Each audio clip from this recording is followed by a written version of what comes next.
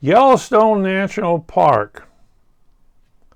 When I was a little itty bitty guy, my mother and father, who liked to travel because it was right after World War II, mind you, and people traveled. And there was little motels here and there, and people got their car, and they traveled because they were locked up for 4 years. They couldn't really travel. So they got in the price of gasoline and everything, and they saved their money. So what do they do when they save their money? They buy a new house. Buy a new house. Well, my father kind of like built this hut. But, yeah, and you get loaded. I saw New York's Coney Island. He was just a little guy. Yes, do you remember it? A lot of people. And I remember going out to Yellowstone as one of the destinations. It took straight driving, mom and dad, straight out there. And the roads were not that thing.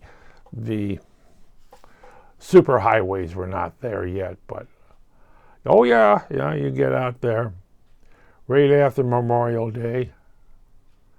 And you go out there and you travel all the time. You get there and you see, gosh,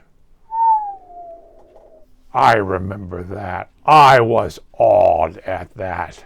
The national park, which is still going on, mind you, and that thing. But at that time, they weren't really prepared for the crush, as they have now. They're not prepared for the crush. The streaming of water is still there. The boardwalks were there. The caution signs do not go off this thing. Do not touch it. Do not.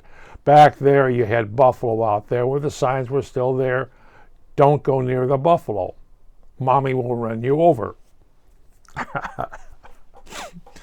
And you would see park bears and elk and what have you. A lot of people. And back then, it was more courteous. Garbage was not left on the ground, which is another subject matter. But it was a lot courteous. You saw that. You saw the thing. You saw around there. And then back in the car and back home we went. You know, you were there for a day and you left. So that was my trip to Yellowstone National Park. But, you saw the country. You were there, you saw the event, and you left. Same thing with Coney Island. I went there, came back. Went to the Keys, came back. Florida Keys. Oh, look, I can almost see Cuba from here. And then go back. And I only ask this question, why? Well, now when I want to see something, I go to the library, I pull it off the shelf. I can go pick up the DVD, National Geographic's DVD of Yellowstone National Park, and I can see all the sights.